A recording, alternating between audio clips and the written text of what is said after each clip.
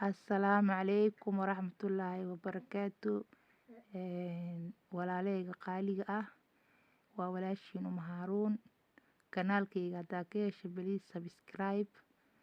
Qiso oo waxaa inii wadaa wanaag ka hadlayso. Qisadana waxaa waaye waxa wanaaga qofka markuu wanaag sameeyo ama ixsaan qof u sameeyo ilaahay meeluusan ka filaynin oo asigana ugu isxaan falaa.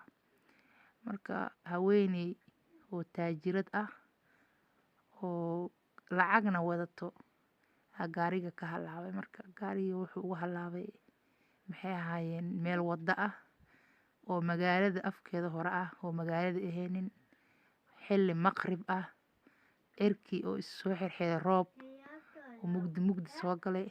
Marka haweeneydu waxay istiri meeshaan ma sii joogi kartid, lifti raadso gaari qofku sii dhaweeyo oo magaalada ku geeyo. Waxay isku daysay gaariga inay istaajiso. Wuu dhaafay muu istaagin gaarigii koowaad. Mid labaad isku daysay inay istaajisato lifti weydiiso. Wuu dhaafay gaarigii saddexaad uu istaagay. Marka gaarigii saddexaad waa gaari qof danyar uu leeyahay oo gaari dayactiran alshaan gaari aan qurxanaynin.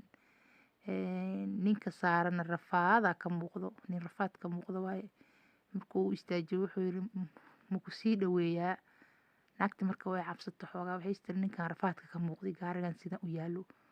Haddana way fakartay waxay istiri meeshaan roob kuugu imaanayo haweeney sii noqonaysaa iska raac. Way soo raacday gaarigii markii cabaar saarneed waxay aragtay ninka inuu nin akhlaaq leeyahay, nin akhlaaq Ilaahay siiye uu yahay. Markaas waxay ku tiri magacaa walaal. Wuxuu ku yiri aadanaa la dhahaa. Wuxuu ku tiri aadanow maxaa ka shaqaysaa? Tagsiila ah ayuu yiri. Markii dambe magaaladii ay soo galeen intee rabtaa uu yiri maqaayaday tiri ii istaaji. Maqaayadii marka ayad inay lacag siisay rabtaa. Maqaayadii markuu istaajiyay inay lacag siisay isku daysay.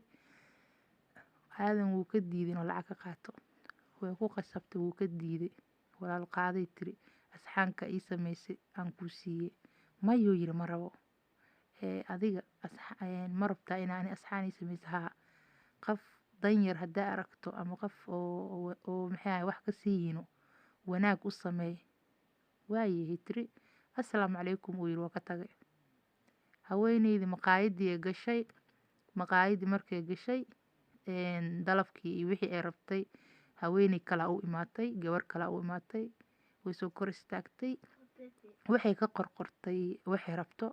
Markaas waxay ku tiri wax ma ku weydiin karaa? Waxa dhahay waa haweeneydi taajiradeed. Haa i weydi gabadhii miskiinta oo meesha ka shaqaynaysay. Maxaa wajigaaga daala ka muuqday maxaa kugu dhacay? Markaas waxay tiri uuraan leeyahay. Markaas waxay tiri maxaa kugu qasba adigoo uur leh inaad shaqayso? Waxay tiri aniga lacag ma haysto qof iska danyar ah caloosheed u shaqaysato. Cunuga dhalanayo wixii aan ku soo dhaweey lahay aan shaqaynayaa. Wax walba u baahan yahay cunugii saasaan u shaqaynaa. Marka waxay ku tiri dalabkeedii u keentay gabadhii lacagtii u dhiibtay marka lacag oo ka badan lacagtii dalabkeedii ka badan ay u dhiibtay. Gabadhii way baxday meeshii tagtay oo qofkii lacagta loo dhiibayay. Lacagtii harta u soo celi markay maagto haweeneydii meesha ma fadhiso. Miiskii waxay u saartay waraaq waxay ku tiri lacagta soo hartay adiga iskala qaado. Miiska hoostiisana lacag badan ugu tagtay. Miiska hoostiisana lacagta ku jirto qaado. Waa lacagtii ilmahaaga ku masruufi lahayd ku soo dhaweey lahayd. Waa kaas meesha kala bax.